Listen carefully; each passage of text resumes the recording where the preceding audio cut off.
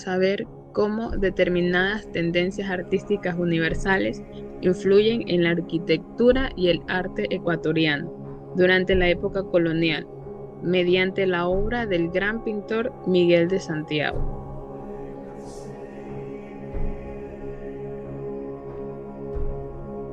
Las influencias del barroco europeo logran el sentido de las construcciones religiosas y las obras artísticas del Ecuador colonial.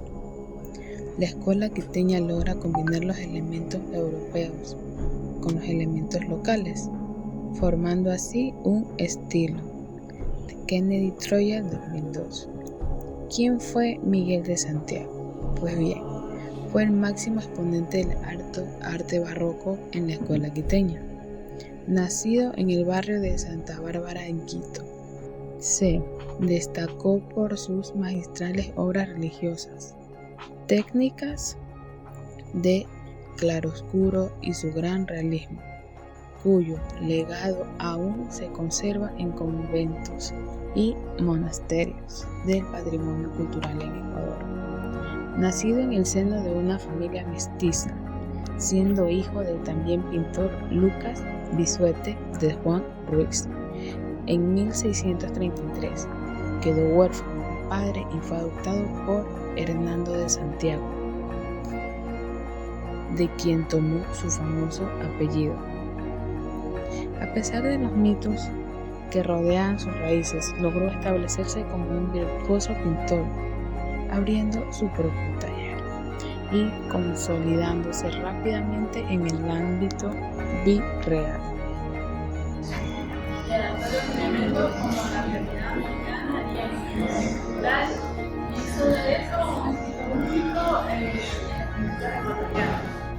El arte de Miguel de Santiago es un fiel reflejo de la influencia del arte europeo, principalmente del barroco español, caracterizado por el uso de las intensas luces, la profundidad de las emociones y los escenarios religiosos. Como una de las figuras más importantes de la escuela quiteña, Santiago logró dominar la técnica del claro-oscuro para crear atmósferas teatrales y místicas. Sus obras no solo buscaban cumplir con una función educativa o religiosa en la época colonial, sino también conmover profundamente al espectador a través de un realismo psicológico impresionante en los rostros y gestos de sus personajes. El barroco es un estilo artístico de origen europeo que se expande a América en las épocas coloniales. En nuestro país se desarrolla especialmente en edificios o instituciones. Este fenómeno dio origen al denominado barroco americano, una fascinante función donde las técnicas del viejo mundo se amalgamaron con la cosmovisión y el talento de los artesanos indígenas.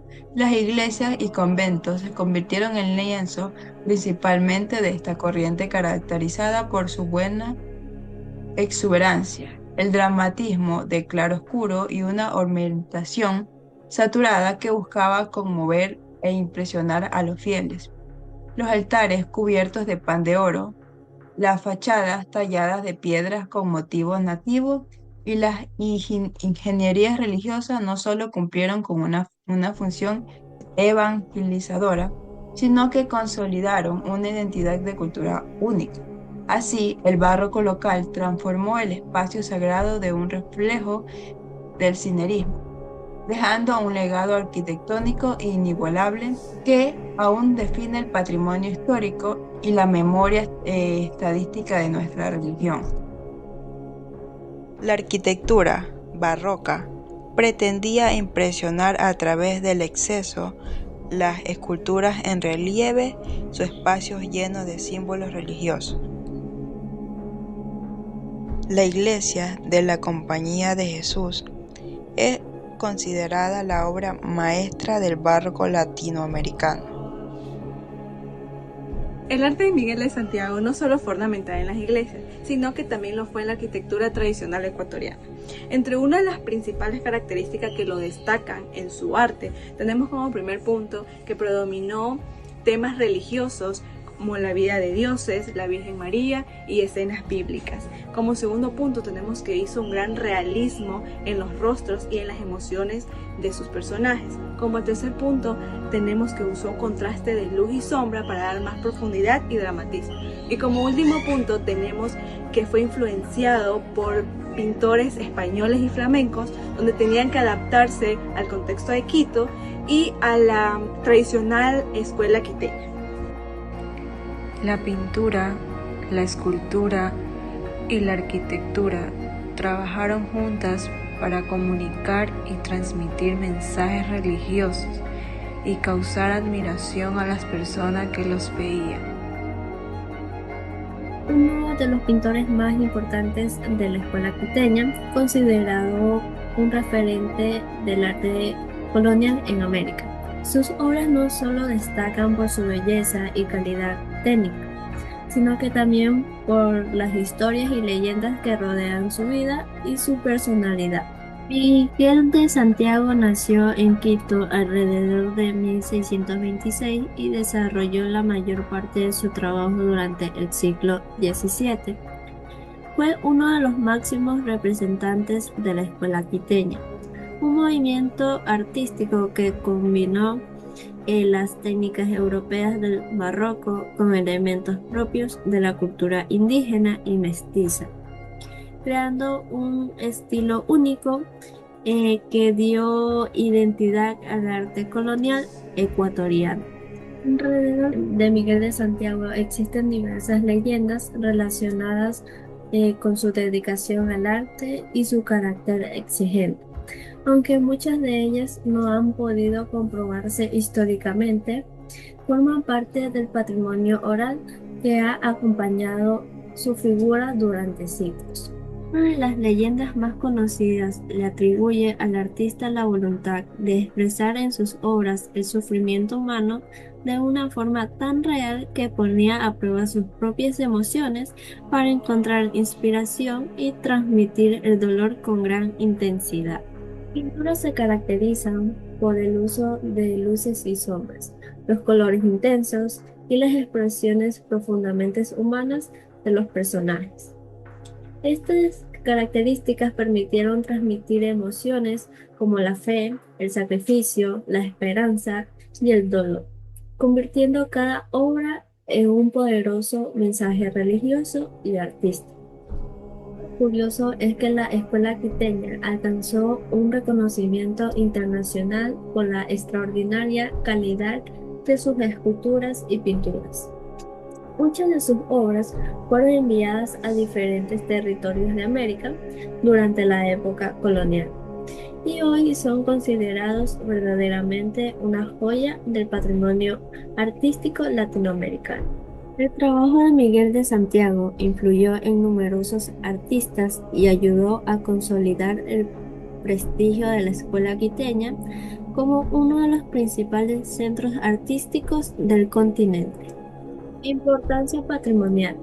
Las obras de Miguel de Santiago representan mucho más que arte religioso.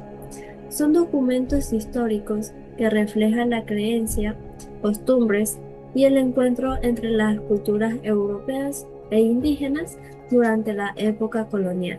El legado de Miguel de Santiago y la escuela quiteña permanece vivo en las iglesias, museos, plazas y calles del Ecuador. Este arte representa la unión entre la tradición europea y la identidad de nuestro pueblo, formando parte esencial de nuestras historias y de nuestro patrimonio cultural. Conservar el patrimonio artístico ecuatoriano significa preservar la memoria cultural de generaciones y valorar la herencia histórica que fortalece nuestra identidad como país. Bueno, ahora continuamos con las entrevistas. Hola, muy buenas tardes, me presento, soy Doménica Lili Veolas Moreira, estudiante de la Universidad de Milagro. ¿Qué valor tiene para usted que estas obras reflejen tanto influencias europeas como aportes indígenas y mestizos? Bueno, creo que refleja una fuerte conexión entre las dos culturas, tanto la europea como la ecuatoriana. que tengo entendido que dio origen a la escuela quiteña esto. ¿Cómo cree que el arte del pasado puede dialogar con las tendencias modernas en Ecuador? Bueno, creo que el arte del pasado sigue inspirando a artistas actuales, manteniendo viva nuestra historia, nuestra cultura y fortaleciendo la identidad cultural del Ecuador. Listo, quedo agradecida con sus respuestas. Muchísimas gracias. Gracias a usted.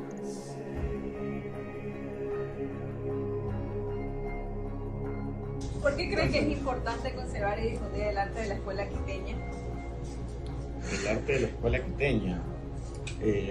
Bueno, creo que hay que conservar siempre la cultura que nos enseña de nuestros antepasados, de nuestra historia. Y sí, más que todo, sí son cosas buenas y son cosas culturales que nos ayudan a mejorar nuestro futuro y tal vez a conmemorarlo también a la vez.